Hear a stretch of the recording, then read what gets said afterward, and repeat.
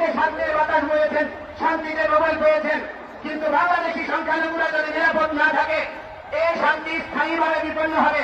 কারণ সাম্প্রদায়িক রাষ্ট্রে পরিণত হবে এবং এই দেশের রাজনীতি আস্থা করে নিক্ষেপিত হবে।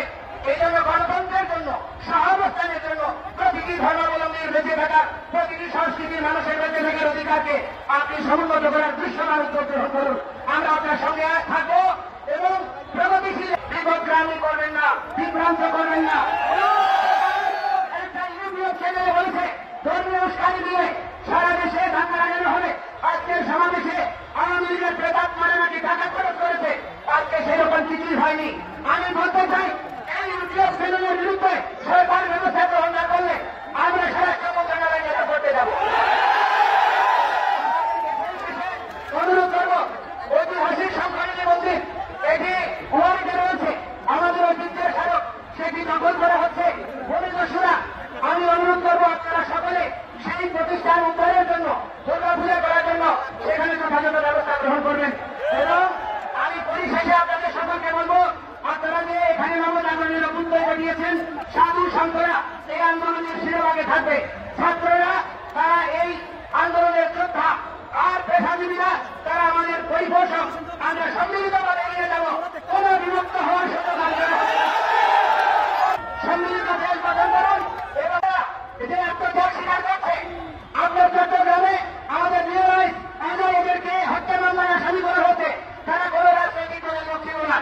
আজকে পেশাজীবী হিসেবে দায়িত্ব পালন করতে গিয়ে রানাদার গুপ্তের মতো একজন সংখ্যালঘু নেতাকে হত্যা মামলায় আসামি করা হয়েছে।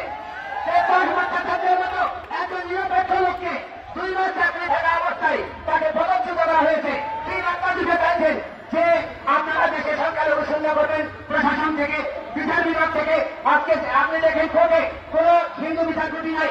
আপনার সচিবালয়ে হিন্দু শূন্য করার প্রক্রিয়া চলছে, প্রতিটি জায়গায় ডিসিকে একজন দেওয়া হয়েছে নামমাত্র। তো সেজন্য আমি আপনাদেরকে বলবো, সবাই আওয়ামী লীগ করে মানে ভাই, আপনারাও যেন বিপদে পড়েছিল। ভারতবর্ষে প্রতিটি ধর্ম বিকশিত হতে পেরেছে, তাই আমি বলতে চাই সোশ্যাল মিডিয়ায় কোনো উস্কানিতে রাখবেন না, অপরিচিত কাউকে বন্ধ বানাবেন না এবং নিজেদের যৌক্তিক কাজে তুলে ধরবেন। এবং মিডিয়াকে অনুরোধ করবো আমাদের এই দাবি, যৌক্তিক 8 দফা দাবি বাস্তবায়নের জন্য আপনারা সহযোগ দিন এবং এই সবাইকে সমর্থন।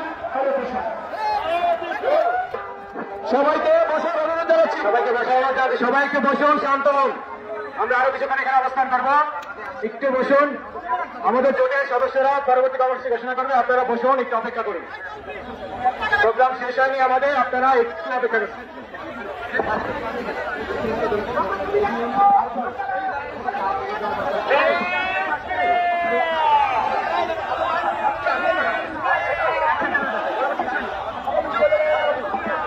আপনারা এখনো অবস্থিত এবং রেডমেট ঘোষণা করবেন, আপনারা অবস্থানে বসুন।